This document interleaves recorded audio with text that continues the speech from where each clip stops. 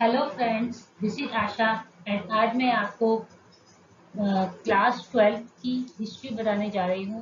जैसा कि मैं हम एक दिन छोड़ के रोज पढ़ते ही हैं और लास्ट वीडियो में हमने फर्स्ट चैप्टर को कंप्लीट कर लिया था, पूरा चैप्टर, और उसके क्वेश्चन आंसर हमने 1 से 2 वीडियो में कंप्लीट कर लिए थे। तो अब हम सेकंड चैप्टर शुरू करने वाले हैं, जो कि जिसका नाम है राजा, किसान और नगर। यानी कि राजा, किसान और नगर, आरंभिक राज्य और अर्थव्यवस्थाएं।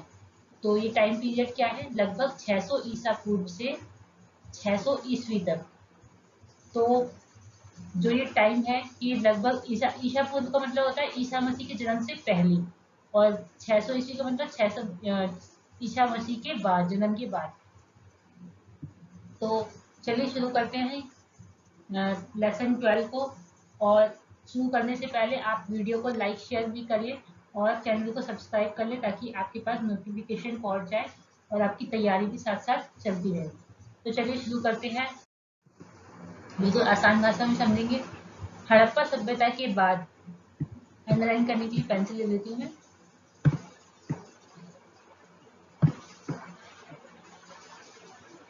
हड़प्पा हड़प्पा सभ्यता के बाद क्या हुआ था? हड़प्पा सभ्यता पढ़ा था हमने फर्स्ट लेसन में। उसके बाद क्या हुआ? राजा सभ्यताएं कैसी थी, जो हम नगर साम्राज्य, ये सब कैसा था, वो हम पढ़ेंगे अब। और आपको पता है हड़प्पा सभ्यता के बहुत साल बाद क्या हुआ था? जैन धर्म, बौद्ध धर्म भी आए थे, और महाजनपद हमने पढ़ते हैं, तो वो सब हम इस चैप्टर में पढ़ेंगे। महाजनपद, 16 महाजनपदों के बारे में पढ़ेंगे हम इस चैप्टर में। और अजातशत्रु, बिंबिसार जो शासक बने, उनके बारे में भी हम पढ़ेंगे। हड़प्पा सभ्यता के बाद 1500 वर्षों के लंबे अंतराल में उपमहाद्वीप के विभिन्न भागों में कई प्रकार के विकास हुए। यानी कि हड़प्पा सभ्यता थी, उसके बाद 1500 वर्षों के बाद क्या हुआ था? लंबे समय तक उपमहाद्वीप के विभिन्न भागों में कई विकास हुए, कई तरह के चेंजेस आए।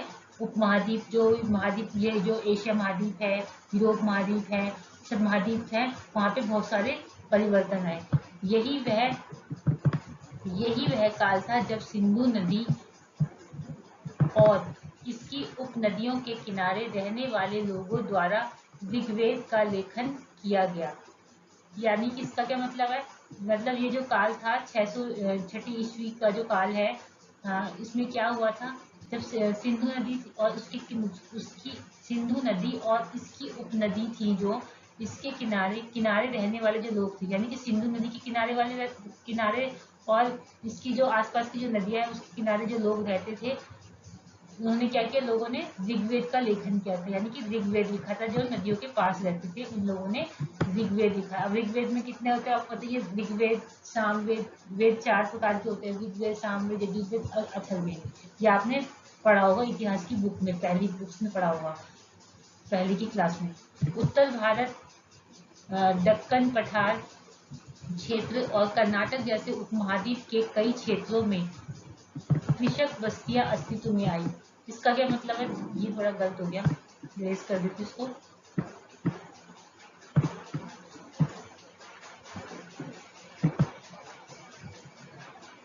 यानी कि उत्तर भारत, दक्कन पठार क्षेत्र जो थे, और कर्नाटक जैसे उपमहाद्वीप के कई क्षेत्रों में कृषक बस्तियां अस्तित्व में, मतलब जो कृषि करने वाली जो बस्तियां हैं, जो कृषि करते थे, किसान वगैरह है, वो बस्तियां हमें मिली।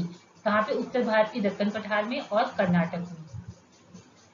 साथ ही दक्कन और दक्षिण भारत के क्षेत्रों में चरवाहा बस्तियों, ये गलत हो जाता है थोड़ा, एक सेकेंड।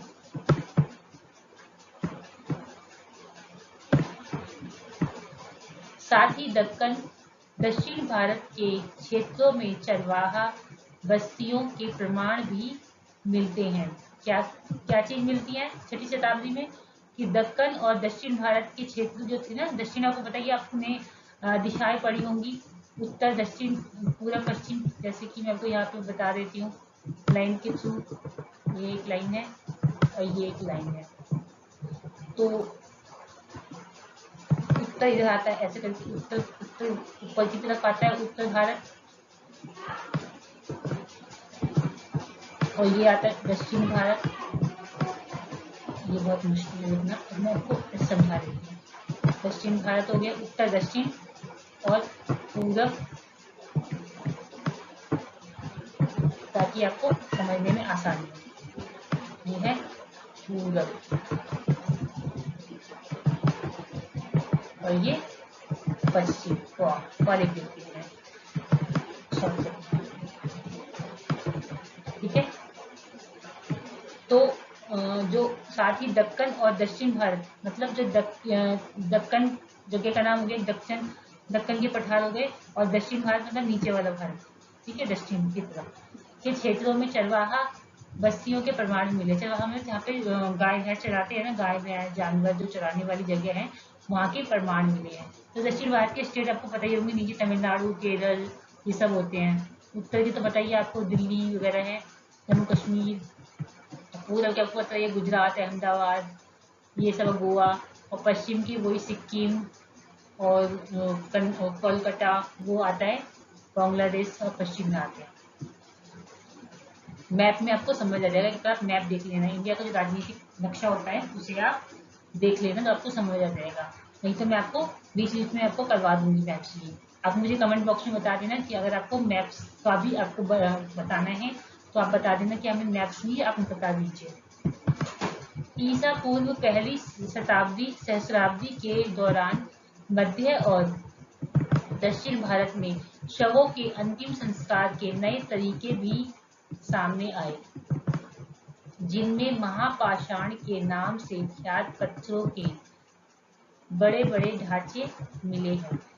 यानी कि ईसा पूर्व, ईसा मसीह के जन्म से पहले, ईसा मसीह, अब ये ईसा पूर्व और ईसा मसीह के जन्म की बात क्यों कहते हैं, क्योंकि जब तक डेट्स का कुछ प्रॉपर वो नहीं था कि डेट्स पता नहीं होती थी, बाद में ही ये तिथियों का प्रचलन प्रारंभ हुआ। उससे पहले ईसा मसीह के जन्म से पहले ईसा पूर्व बोलते थे, उसके बाद की बोलते थे ईसा मसीह के जन्म के बाद, यानी एडी और सीडी, एडी बोलते हैं ना बाद में हम, और बीसी बोलते हैं पहले, यानी कि बिफोर क्राइसिस। एडी का मतलब आफ्टर क्राइसिस होगा शायद। कई स्थानों पर पाया गया है, तो इसका मतलब है ईसा पूर्व पहली सहस्राब्दी के दौरान क्या हुआ था, मध्य और दक्षिण भारत में, यानी कि दक्षिण भारत ही हो गया, मध्य मतलब बीच में हो गया, मध्य और दक्षिण भारत में शवों के अंतिम संस्कार के नए तरीके सामने आए। अब पहले तो आपको पता था हड़प्पा सभ्यता में शव कैसे मिलते थे, पुरुष और महिलाओं के शव मिलते थे और साथ में उनकी दैनिक जरूरतों का सामान भी रखा जाता था। राजाओं के शव के पास बहुमूल्य वस्तुएं भी मिली हैं। तो अब जो ईसा पूर्व के बाद कुछ परिवर्तन आए शवों के अंतिम संस्कार में, एक नए तरीके भी सामने आए, जिनमें महापाषाण के नाम से ख्यात पत्थर के बड़े बड़े ढांचे मिले। महापाषाण युग जो था ना, महापाषाण फिर नवपाषाण युग जो आता है, महापाषाण युग, मध्यपाषाण युग और नवपाषाण युग। तो महापाषाण सबसे पुराना युग है, तो उसमें क्या मिला है शवों के अंतिम संस्कार में ख्यात पत्थर मिले हैं। कई स्थान पर पाया गया है कि शवों के साथ विभिन्न प्रकार, ये थोड़ा गलत हो गया, एक सेकंड वेट,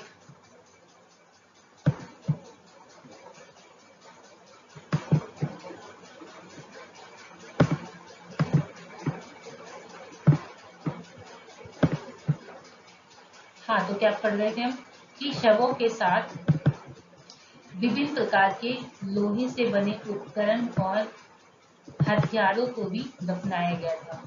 जो अंतिम संस्कार होता था ना शवों का, तो उसके साथ क्या मिला है, क्या चेंजेस आए हैं हड़प्पा सभ्यता के कई सालों बाद, कि विभिन्न प्रकार के लोहे से बने उपकरण मिले और हथियारों को भी दफनाया गया है शवों के साथ। तो इसका क्या मतलब है कि महापाषाण जो युग था उसमें लोहे का जो आविष्कार हो चुका था। इसका मतलब ये है, क्योंकि शवों के साथ लोहे की चीजें मिली हैं तो इससे अंदाजा लगाते इतिहासकार कि लोहे का भी आविष्कार हो गया होगा, हथियार भी मिले हैं, को भी दफनाया गया है, यानी कि हथियार भी बनाए जाते होंगे लोहे से।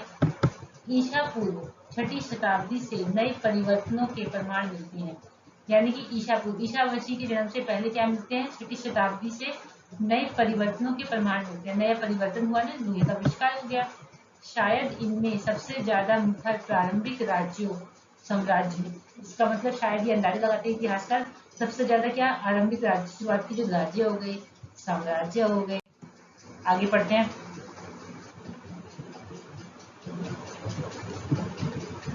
साम्राज्य है शायद इनमें सबसे ज्यादा मुखर आरंभिक राज्य हो गए, साम्राज्य हो गए और रजवाड़ों का विकास है।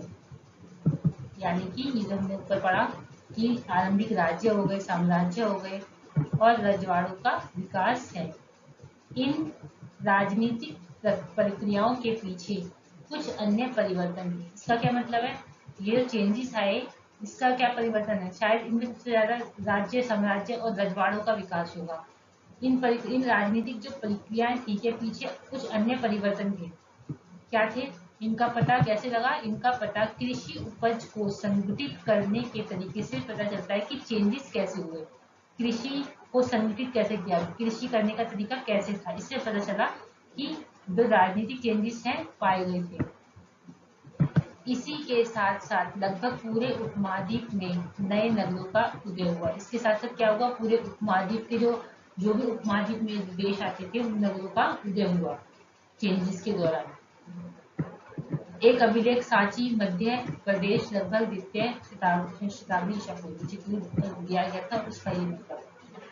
इतिहासकार इस प्रकार के विकास का आकलन करने के लिए अभिलेखों, ग्रंथों, सिक्कों तथा चित्रों जैसे विभिन्न प्रकार के स्रोतों का अध्ययन करते हैं। यानी कि जो इतिहासकार हैं वो क्या करते हैं? इस प्रकार के विकास, कैसे विकास होता है, विकास के लिए क्या करते हैं? आकलन करते हैं कि कैसे कैसे क्या क्या चीजें मिली है, स्रोतों को इकट्ठा करते हैं। अभिलेख जो अभिलेख जो पत्थर पर खुदे लेख होते हैं ना, उनका अध्ययन करते हैं। ग्रंथ हो गए, सिक्के जो मिले हैं ना उनके द्वारा, और चित्र जैसे विभिन्न प्रकार के स्रोतों का अध्ययन करते हैं। फिर इतिहास में वो लिखते हैं इन चीजों को, ताकि हमें उसकी जानकारी मिल सके। जैसा कि हम आगे पढ़ेंगे कि यह एक जटिल प्रक्रिया है। अब ये सब इकट्ठा करना कोई आसान तो है नहीं, और आपको यह भी आभास होगा कि इन स्रोतों में विकास की पूरी कहानी नहीं मिल पाती है। अब ये तो है नहीं स्रोतों से पूरी आपको पक्की जानकारी मिल जाएगी, सही रूप से नहीं। हमें जानकारी का हम अंदाजा ही लगाते हैं, यानी कि जो इतिहासकार है इन स्रोतों के द्वारा ही जानकारी का पता लगाते हैं। ऐसा हुआ होगा, वैसा हुआ होगा। ये नहीं है कि कुछ, अब वो लोग तो अब जिंदा है नहीं, छवि मिले हैं, उसके पास जो सामान मिला है उसी से पता लगाएंगे ना, इसका ये मतलब। आगे फर्स्ट पॉइंट है प्रिंसेप और प्रियदर्शी। प्रिंसेप और प्रियदर्शी, अब ये क्या है? ये क्या होता है? अभिलेख के अध्ययन को अभिलेख शास्त्र भी कहते हैं। क्या कहते हैं? अभिलेखों के अध्ययन को क्या कहते हैं? अभिलेख शास्त्र। शास्त्र मतलब बुक्स में लिखा होता है ना, बुक्स में कुछ भी चीजों को अध्ययन, कुछ भी चीजों को छपा के हम जो लिखते हैं उसे कहते हैं अभिलेख शास्त्र। यानी कि बुक के अंदर, किताब के अंदर लिखा हुआ एक जानकारी हमें प्राप्त हो जाती है। यानी कि अभिलेख तो पता ही आपको, पत्थर पर लिखे जो लेख होते थे। अभिलेखों का अध्ययन कहाँ मिलता है? अभिलेख शास्त्र में मिलता है। तो अभिलेखों के अध्ययन को अभिलेख शास्त्र कहते हैं। प्रिंसेप और प्रियदर्शी क्या होता है? प्रिंसेप क्या होता है अभी पढ़ेंगे आप। भारतीय अभिलेख विज्ञान में एक उल्लेखनीय प्रगति 1830 के दशक में हुई। भारतीय अभिलेख जो थे विज्ञान में एक प्रगति जो हुई उल्लेखनीय 1830 ईस्वी में हुई। कब हुई थी? जब ईस्ट इंडिया कंपनी के नए अधिकारी जेम्स प्रिंसेप ने ब्राही और खरोष्टी लिपियों का अर्थ निकाला। तो प्रिंसेप कौन थे? प्रिंसेप थे एक अधिकारी, ईस्ट इंडिया कंपनी के अधिकारी का नाम है प्रिंसेप, जेम्स प्रिंसेप इनका नाम है। उन्होंने क्या किया? ब्राही और खरोष्टी नामक एक लिपि थी, उसका अर्थ निकाला था। अर्थ क्या है इस चीज का? ब्राही लिपि का और खरोष्टी लिपि का अर्थ क्या है? प्रिंसेप, जेम्स प्रिंसेप ने इस चीज का पता लगाया। जो ईस्ट इंडिया कंपनी के अधिकारी थे, ईस्ट इंडिया कंपनी के क्या थे? अधिकारी। इन लिपियों का उपयोग सबसे आरंभिक अभिलेखों और सिक्कों में किया गया है। इन अभिलेखों का उपयोग कहाँ किया गया है? अभिलेख मतलब इन लिपियां, वो जो पत्थर पर लिखी होती है ना लिपियां, तो इनका उपयोग कहाँ पे हुआ है? ये जो ब्राही और खरोष्टी लिपि का उपयोग कहाँ पे हुआ है? सबसे आरंभिक अभिलेख में हुआ। सबसे पहले जो अभिलेख में लिखे और सिक्कों में किया गया है, खरोष्टी और ब्राही लिपि का प्रयोग। प्रिंसेप को पता चला, यानी ईस्ट इंडिया कंपनी के अधिकारी जेम्स प्रिंसेप को पता चला कि अधिकांश अभिलेखों और सिक्कों पर प्रियदर्शी यानी मनोहर मुखाकृति वाले राजा का नाम लिखा है। तो प्रिंसेप को क्या पता चला कि जो अधिकांश मतलब बहुत सारे जो अभिलेख हैं और सिक्के हैं उन पर क्या मिला है, प्रियदर्शी मिला है। प्रियदर्शी क्या होता है, यानी मनोहर मुखाकृति वाले राजा का नाम लिखा। मनोहर मतलब बहुत लुभान्वित, जो बहुत मनोहर करती है, हमारे मन को छा जाती है हमारे मन में, उसकी मुखाकृति मतलब मुंह का जो विश्लेषण किया गया है, मतलब मुंह की आकृति इस प्रकार से है वाले राजा का नाम लिखा गया है। इसका मुंह बहुत ही अच्छा है, राजा का मुंह बहुत ही अच्छा होता है ना। अच्छा मतलब जैसे मुकुट लगा होता है, शानदार रूप से गले में माला वाला पहनी होती है, हार वार पहनी होती है, तो उसका नाम लिखा हुआ है, यानी कि राजा का नाम लिखा हुआ, मनोहर मुखाकृति वाले राजा का नाम लिखा हुआ प्रियदर्शी पे। कुछ अभिलेखों पर राजा का, आगे चलते हैं, नाम अशोक भी लिखा है। कुछ प्रियदर्शी पर क्या लिखा है, अशोक का नाम भी लिखा है। थोड़ा मोटा ले लेते हैं इसको पेंसिल को। कुछ प्रियदर्शी पर अशोक का नाम भी लिखा हुआ है। राजा कोई मतलब कुछ प्रियदर्शी पर जो राजा अशोक का नाम भी लिखा है। बौद्ध ग्रंथों के अनुसार अशोक सर्वाधिक प्रसिद्ध शासकों में से एक था। अशोक का नाम तो अपने पढ़ा ही होगा कि इतिहास में बहुत ही फेमस था, कि जो बौद्ध ग्रंथ के अनुसार बौद्धों ने ये बताया, बौद्ध ग्रंथ में ये बताया गया है कि जो अशोक राजा थे वो बहुत ही प्रसिद्ध राजा थे। इस शोध से आरंभिक भारत के राजनीतिक इतिहास में, थोड़ा गलत हो गया, सेकंड वेट,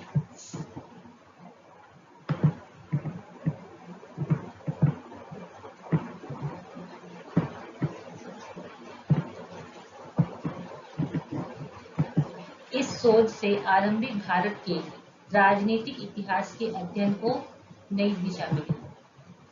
यानी कि ये जो पता लगाया गया ना कि क्या बोलते हैं प्रियदर्शी, और जो हमने पढ़ा प्रियदर्शी के बारे में, प्रिंसेप और प्रियदर्शी के बारे में, तो इससे क्या मिली, राजनीतिक इतिहास को एक नई दिशा मिली, मतलब कुछ अध्ययन का पता लगाया गया। क्योंकि भारतीय और यूरोपीय विद्वानों ने उपमहाद्वीप पर शासन करने वाले प्रमुख राजवंशों की वंशावलियों की पुनर्रचना के लिए विभिन्न भाषाओं में लिखे अभिलेखों और ग्रंथों का उपयोग किया। यानी कि भारतीय और यूरोपीय विद्वान जो थे उन्होंने उपमहाद्वीप पर शासन करने वाले जो राजवंश थे, वंशावलियां था, उनकी पुनर्रचना के लिए विभिन्न भाषाओं के में लिखे अभिलेखों और ग्रंथों का उपयोग किया। यानी कि सबको भाषा समझ आ जाए तो अभिलेखों और ग्रंथों पर अलग अलग भाषाओं में लेख लिखवाए, ग्रंथ लिखवाए, ताकि सबको समझ में आए भाषा, सब धर्म के लोग समझ पाए। परिणाम स्वरूप 20वीं सदी के आरंभिक दशकों तक उपमहाद्वीप के राजनीतिक इतिहास का एक सामान्य चित्र तैयार हो गया। तो इसमें क्या हुआ, 20वीं सदी के आरंभिक दशक में क्या हुआ, उपमहाद्वीप के राजनीतिक इतिहास का एक सामान्य चित्र तैयार हो गया। उसके बाद विद्वानों ने अपना ध्यान राजनीतिक इतिहास के संदर्भ की ओर लगाया। तो क्या हुआ, विद्वानों ने कहाँ ध्यान लगाया, अपना इतिहास के संदर्भ की ओर लगाया, राजनीतिक इतिहास। तो इतिहास वो होता है कि अतीत वाला इतिहास, एक होगा राजनीतिक इतिहास की तरफ ध्यान लगाया इतिहास का। यह छानबीन करने की कोशिश की कि क्या राजनीतिक परिवर्तनों और आर्थिक तथा सामाजिक विकासों के बीच कोई संबंध था। इतिहासकारों ने क्या पता लगाया कि राजनीतिक परिवर्तन और आर्थिक और सामाजिक परिवर्तनों में कुछ संबंध है या नहीं है, इस चीज का पता लगाया। शीघ्र ही यह आभास हो गया कि इनमें संबंध तो थे, लेकिन संभवतः सीधे संबंध हमेशा नहीं थे। मतलब इससे क्या पता लगा, उन्होंने अध्ययन किया तो इतिहासकारों को क्या पता लगा कि राजनीतिक, सामाजिक और आर्थिक राजनीतिक और सामाजिक संबंध तो थे, लेकिन सीधे संबंध हमेशा नहीं थे, मतलब अलग अलग तरीके से संबंध थे। अब अभिलेख ये इंपॉर्टेंट है कि अभिलेख क्या होते हैं, ये क्या है इंपॉर्टेंट, आपको पता होना चाहिए। अभिलेख क्या होते हैं, पत्थर पर खुदे लेख को अभिलेख कहते हैं। तो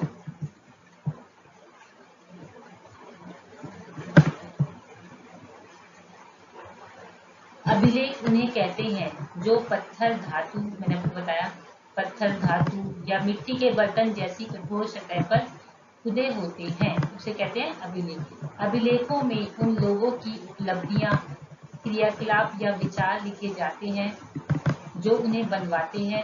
इनमें राजाओं के क्रियाकलाप होते हैं तथा महिलाओं और पुरुषों द्वारा धार्मिक संस्थाओं को दिए गए दान का ब्यौरा होता है। यानी अभिलेख एक प्रकार से स्थायी प्रमाण होते हैं। कई अभिलेखों में इनके निर्माण की तिथि भी खुदी होती है। जिन पर तिथि नहीं मिलती है उनका काल निर्धारण आगे सेकंड पेज पे है। यानी कि अभिलेख क्या होते हैं? पत्थर या धातु या मिट्टी के बर्तन पे जो खुदे लेख होते हैं उन्हें कहते हैं अभिलेख, कठोर सतह पे। और अभिलेख क्या होते हैं? अभिलेखों में क्या क्या मिलता है? उपलब्धियां, जिन लोगों ने बड़े बड़े काम किए, उपलब्धियां मिल होती है, क्रियाकलाप क्या क्या काम किए, विचार क्या थे, ठीक है, स्लोगन वगैरह, किसी का कोट होता है, जो उन्हें बनवाते थे उनके राजाओं के क्रियाकलाप, राजा ने क्या काम किए, महिलाओं के और पुरुषों ने क्या काम किए, धार्मिक संस्थाओं में दान जिसने दिया उसका ब्यौरा हो गया। अभिलेख इस प्रकार का प्रमाणिक स्थायी प्रमाण होता था। मतलब बुझने के कारण, मतलब अभिलेख तक जो भी चीज बुझ जाती थी, मतलब लिखी जाती थी, खुदी जाती थी, वो एक स्थायी प्रमाण होता था। मतलब हमेशा के लिए लोगों को वो एक लिखित तौर पर वो हो जाता था, प्रमाणित हो जाता था, लोग उसको हमेशा याद रखेंगे। कई अभिलेखों में तो तिथि भी खुदी होती थी कि किस डेट पे ये प्रमाण लिखे गए हैं। आगे चलते हैं। अब मैंने ये कीवर्ड्स के तौर पे मैं बताया, नोट्स बनाया है ताकि आपको ये शॉर्ट में आपको याद हो जाए। जैसे कि हड़प्पा सभ्यता के बाद क्या हुआ था, जैसे कि मैंने बताया 2 पेज आपके साथ डिस्कस किया मैंने कि ऋग्वेद का लेखन हुआ। एक तो कृषक बस्तियां, हड़प्पा सभ्यता के बाद क्या हुआ, एक तो ऋग्वेद का लेखन, ऋग्वेद लिखा गया, कृषक की बस्तियों का विकास हुआ और चरवाहा जो गाय भैंस जो चलती है ना, उनकी बस्तियों का निर्माण हुआ। शवों के अंतिम संस्कार के नए तरीके पता लगे। महापाषाण के पत्थर, शवों के साथ उपकरण, हथियार भी मिले हैं। और क्या मिला है? आरंभिक राज्य, साम्राज्य और रजवाड़ों का विकास हुआ। अभिलेख, ग्रंथ, सिक्के, चित्र, ये सब चीजें मिली है हड़प्पा सभ्यता के बाद, 1500 सालों के बाद। प्रिंसिपल प्रियदर्शी क्या थी, मैंने आपको बताया, प्रिंसिपल अधिकारी था ईस्ट इंडिया कंपनी का। ये क्या हो गया, अच्छी लाइन,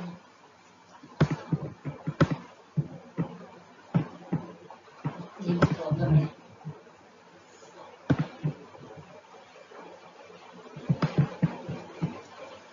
प्रिंसिप और प्रियदर्शी, प्रिंसिप क्या थे? ईस्ट इंडिया कंपनी के अधिकारी थे, उन्होंने ब्राही और खरोच की लिपियों का पता लगाया था। प्रियदर्शी क्या थे? यानी मनोहर मुखाकृति वाले राजाओं का नाम जो अभिलेखों और सिक्कों पर लिखा है। प्रियदर्शी क्या था? राजाओं का नाम था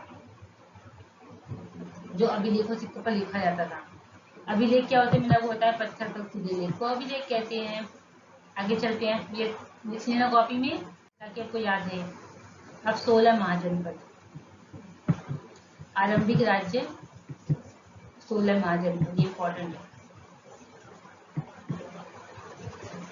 अब ये जो ये हमने छोड़ दिया, ये पढ़ लेते हैं थोड़ा सा। आमतौर पर जिन पे तिथियां नहीं होती थी तो आमतौर पर पूरा लिपि अथवा लेखन शैली के आधार पर काफी सुस्पष्टता से किया जा सकता था। उदाहरण के लिए लगभग 250 ईसा पूर्व में क्या था, अक्षर जो थे वो आ को इस प्रकार लिखा जाता था, जैसे उल्टे के की तरह, और 500 ईसा पूर्व में यह इस प्रकार लिखा जाता था जो आ है, ठीक है, ये लिखा हुआ है ना, यहाँ पे लिखा हुआ है, चेंजेस आए ना इसमें। प्राचीनतम अभिलेख प्राकृत भाषाओं में लिखे जाते थे। प्राकृत उन भाषाओं को कहा जाता था जो जन सामान्य की भाषाएं होती हैं थी। इस अध्याय में अजातशत्रु और अशोक जैसे शासकों के नाम प्राकृत भाषा में लिखे गए हैं, क्योंकि यह नाम प्राकृत अभिलेखों से प्राप्त हुए हैं। आपको यहाँ तमिल, पाली और संस्कृत जैसी भाषाओं के शब्द भी मिलेंगे, क्योंकि इन भाषाओं में भी अभिलेख मिलते हैं। यह संभव है कि लोग अन्य भाषाएं भी बोलते थे, लेकिन इनका उपयोग लेखन कार्य में नहीं किया जाता था। यही बताया गया कि पहले के टाइम में जो सबसे पुरानी भाषा जो लिखी जाती थी वो कैसे लिखी थी? प्राकृत भाषा में लिखी जाती थी। प्राचीन जो अभिलेख लिखे जाते थे प्राकृत भाषा में लिखे जाते थे। तो प्राकृत भाषा किसे कहते थे? जो जन सामान्य की भाषा, जो आमतौर पर जो लोग भाषा बोलते थे तो उसे कहते थे प्राकृत भाषा। और जो अजातशत्रु और अशोक जैसे जो शासक थे इस भाषा का प्रयोग करते थे। जो अजातशत्रु अशोक है वो राजा हैं, उनके नाम भी इस भाषा में लिखे गए हैं। और क्योंकि ये नाम प्राकृतिक अभिलेखों से प्राप्त हुए हैं इसलिए हम पता चलता है कि प्राकृत भाषा का प्रयोग होता होगा। आपको यहाँ तमिल, पाली और संस्कृत जैसे शब्दों का भी प्रयोग मिलेंगे, भाषाओं के शब्द मिलेंगे, क्योंकि इन भाषाओं में भी अभिलेख मिलते हैं। प्राकृत तो मिलती है और ये संस्कृत, पाली ये भी भाषाओं के अभिलेख मिले। इससे पता चलता है कि ये भी अभिलेख होते होंगे कि लोग अन्य भाषाएं भी बोलते थे, लेकिन उनका उपयोग लेखन कार्य में नहीं किया जाता। लेखन कार्य में प्राकृत भाषा का प्रयोग किया जाता है। अभी जनपद का मतलब पता होना चाहिए। जनपद क्या होता है? जहाँ पे जन जन के लोग कब जाते हैं। जनपद का अर्थ ऐसा भूखंड है जहाँ कोई जन, लोग, कुल या जनजाति अपना पांव रखता है, मतलब जाते हैं अथवा बस जाता है। इस शब्द का प्रयोग प्राकृत व संस्कृत दोनों में मिलता है। जनपद का प्रयोग, जनपद शब्द का प्रयोग। 16 जनपद अब महाजनपद पढ़ते हैं हम। इसमें क्या बताया गया है? आरंभिक भारतीय इतिहास में 6ठी शताब्दी ईसा पूर्व को एक महत्वपूर्ण परिवर्तनकारी काल माना जाता है। तो 6ठी शताब्दी थी उसे क्या माना जाता है? सबसे महत्वपूर्ण परिवर्तनकारी काल माना जाता है। इसमें बहुत सारे चेंजेस हुए 6ठी शताब्दी में। क्या क्या हुए इस काल को प्राय आरंभिक राज्यों, नगरों, लोहे के बढ़ते प्रयोग, सिक्कों के विकास के साथ जोड़ा जाता है। मतलब आरंभिक राज्य का विकास हुआ, लोहे का प्रयोग स्टार्ट हुआ, सिक्कों का विकास के साथ जोड़ा जाता है 6ठी शताब्दी को। इसी काल में बौद्ध तथा जैन सहित विभिन्न दार्शनिक विचारधाराओं का विकास हुआ। इस काल में और क्या हुआ? बौद्ध और जैन धर्म का भी विकास हुआ, विचारधारा, उनके विचारों का भी विकास हुआ। बौद्ध और जैन धर्म के आरंभिक ग्रंथों में महाजनपद नाम से 16 राज्यों का उल्लेख मिलता है। जो बौद्ध और जैन धर्म थे उनके जो ग्रंथ थे उसमें महाजनपदों के 16 राज्यों का उल्लेख मिलता है। महाजनपद क्या थे? इसमें 16 राज्य आते थे। इसमें जो इम्पोर्टेंट है, प्रमुख है, वही इसमें बताया गया है। यद्यपि महाजनपदों के नाम की सूची इन ग्रंथों में एक समान नहीं है, लेकिन अब ये जो महाजनपद राज्य थे वो जो इम्पोर्टेंट वो लिखे गए हैं। वज्जी, मगध, कौशल, कुरु, पांचाल, गांधार, अवंती जैसे नाम प्राय मिलते हैं। इससे यह स्पष्ट है कि उक्त महाजनपद सबसे महत्वपूर्ण महाजनपदों में गिने जाते थे। उक्त महाजनपद सबसे महत्वपूर्ण महाजनपद थे। अधिकांश महाजनपदों पर राजा का शासन होता था, लेकिन गढ़ और संघ के नाम से प्रसिद्ध राजाओं में कई लोगों का समूह शासन करता था। यानी कि अधिकांश जो महाजनपद थे वहां पे क्या होता था? राजा का शासन होता था, लेकिन गण और संघ जो थे के नाम से प्रसिद्ध राजाओं में कई लोगों का समूह शासन करता था। गण और संघ में कई समूह का शासन, मतलब जो गण और संघ थे ना के नाम से जो प्रसिद्ध राज्य थे, गण और संघ जो राज्य थे वहां पर कई लोगों का जो समूह शासन करता था। इस समूह का प्रत्येक व्यक्ति क्या कहलाता था? राजा। कुछ लोग राजा वो शासन करते थे, उन्हें राजा भी कहा जाता था। भगवान महावीर और भगवान बुद्ध इन्हीं गणों से संबंधित थे। वज्जी संघ की ही भांति कुछ राज्यों में भूमि सहित अनेक आर्थिक स्रोतों पर राजा गण सामूहिक नियंत्रण रखते थे। इसका क्या मतलब है? वज्जी संघ की ही भांति कुछ राज्यों में भूमि सहित अनेक आर्थिक स्रोतों पर राजा गण सामूहिक नियंत्रण रखते थे। वज्जी संघ की तरह जो कुछ राज्यों में क्या करते थे? आर्थिक स्रोतों पर जो राजा गण थे वो सामूहिक नियंत्रण, सबके साथ मिलकर नियंत्रण स्थापित करते सामूहिक रूप से। व्यक्ति स्रोतों के अभाव में इन राज्यों के इतिहास पूरी तरह लिखे जा नहीं सकते, लेकिन ऐसे कई राज्य लगभग 1000 साल तक बने रहे। यानी कि स्रोतों के अभाव में, यानी कि जब स्रोत की कमी रही, स्रोत नहीं मिले, स्रोतों का अभाव था, तो इन राज्यों के जो इतिहास वो पूरी तरह से लिखा तो जा नहीं सकता, स्रोत होते हैं तो इतिहास लिखा जाता है, आपको पता ही है। लेकिन ऐसे कई राज्य थे जो लगभग 1000 साल तक बने रहे स्रोतों के अभाव में भी। प्रत्येक महाजनपद की एक राजधानी होती थी जिसे प्राय लाल किले से घेरा जाता था। किलेबंद प्रत्येक महाजनपद की एक राजधानी होती थी जिसे प्राय किले से घेरा जाता था। किसे घेरा जाता था? किले से। किलेबंद राजधानियों के रखरखाव और प्रारंभिक सेनाओं, अब आगे पढ़ेंगे। ये मैप देखो पहले आप, ये जो बताए गए हैं जो महाजनपद थे, 16 महाजन प्रारंभिक राज्य में उनकी राजधानी कहाँ कहाँ पे थी। तो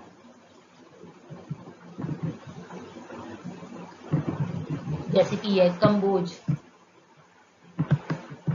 हो गया, गांधार हो गया, पुस्कावली हो गया, ये इंपॉर्टेंट सब। तक्षशिला कहाँ था? इंडिया के मैप में देखो आप, शुरमेल, मत्स्य और अवंती, ये वही है ना, महाजनपद में आते हैं ये राज्य। पांचाल, कुरु, ये आपको इम्पोर्टेंट है, ये पेपर में भी आते हैं ये सब। काशी, कौशल, श्रावस्ती, मल,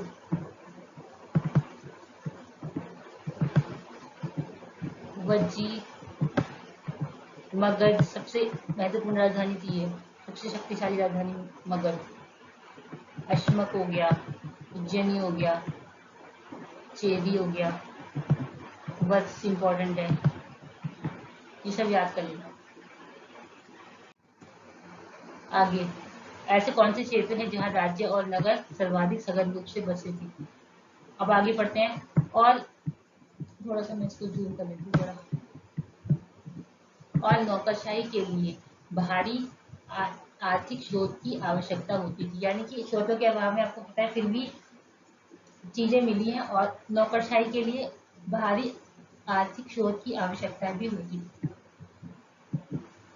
लगभग 6ठी शताब्दी ईसा पूर्व से संस्कृत में ब्राह्मणों ने धर्मशास्त्र नामक ग्रंथों की रचना शुरू कर दी। 6ठी शताब्दी में ही संस्कृत में जो ब्राह्मणों ने अपनी रचनाएं लिखी थी वो स्टार्ट हो गई थी, धर्मशास्त्र लिखने स्टार्ट हो गए थे। संस्कृत में ब्राह्मण अपने शास्त्र लिखने शुरू कर दिए थे, उनकी रचना शुरू कर दी थी, यानी कि 6ठी शताब्दी में जो ब्राह्मण थे उन्होंने संस्कृत में अपने धर्मशास्त्र नामक ग्रंथों की रचना शुरू कर दी थी। इनमें शासक सहित अन्य के लिए नियमों का निर्धारण किया गया। इनमें शासक जो राजा थे, राजा सहित अन्य के लिए नियमों का निर्धारण किया गया था, कैसे कैसे नियम बनाए जाएंगे, और यह उपेक्षा की जाती थी कि शासक क्षत्रिय वर्ण से ही होंगे। शासकों का काम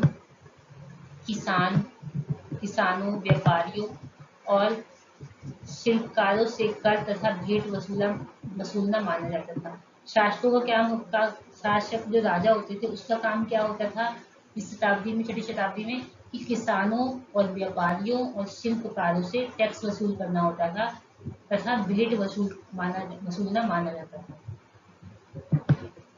क्या वनवासियों और चरवाहों से भी कर रूप में लिया जाता था? बताओ, क्या वनवासी थे और चरवाहों से भी कर रूप में कुछ लिया जाता था?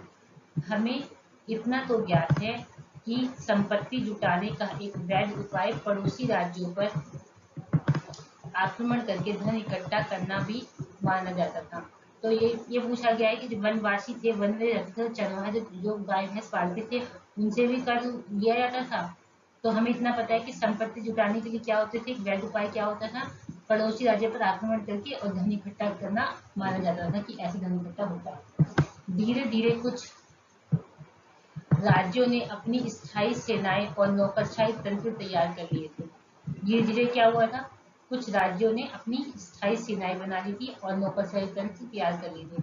बाकी राज्य अब भी सहायक, एक सेकंड वेट करो, गलत हो गया,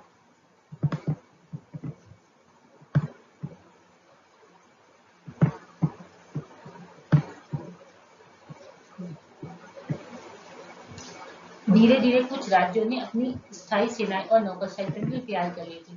बाकी राज्य अब भी सहायक सेना पर निर्भर थे, जिन्हें प्राय कृषक वर्ग से नियुक्त किया जाता था।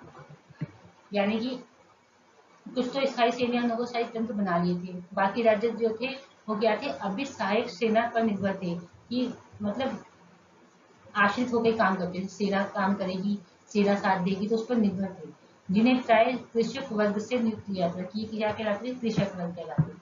अब ये क्या है, ओलिगार्की या समूह शासन उसे कहते हैं जहाँ सत्ता पुरुषों के एक समूह के हाथ में होती है।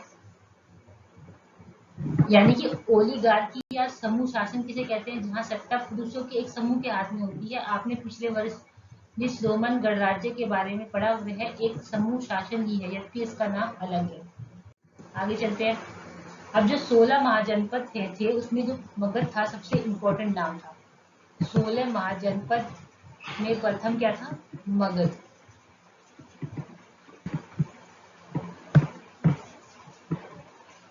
मगध की सत्ता के विकास के लिए आरंभिक और आधुनिक लेखकों ने क्या क्या व्याख्या प्रस्तुत की है, ये एक दूसरे से कैसे भिन्न थे।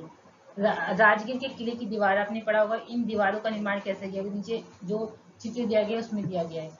अब 16 महाजनपदों में प्रथम क्या था, मगध था। मगध वो जो राज्य था मगध महाजनपद में, वो सबसे शक्तिशाली था। जब 6ठी शताब्दी से 4ठी शताब्दी ईसा पूर्व में मगध जो था सबसे शक्तिशाली महाजनपद बन गया था। 6ठी शताब्दी में क्या हुआ था, 6ठी शताब्दी ईसा पूर्व, 6ठी से 4ठी शताब्दी ईसा पूर्व में जो मगध थी, मगध राज्य था, जिसे आज हम बिहार कहते हैं, सबसे शक्तिशाली महाजनपद बन गया था। कैसे बन गया था, आधुनिक इतिहासकार जो आज के इतिहासकार है इसके कई कारण बताते हैं, इसके शक्तिशाली होने के कई कारण बताते हैं।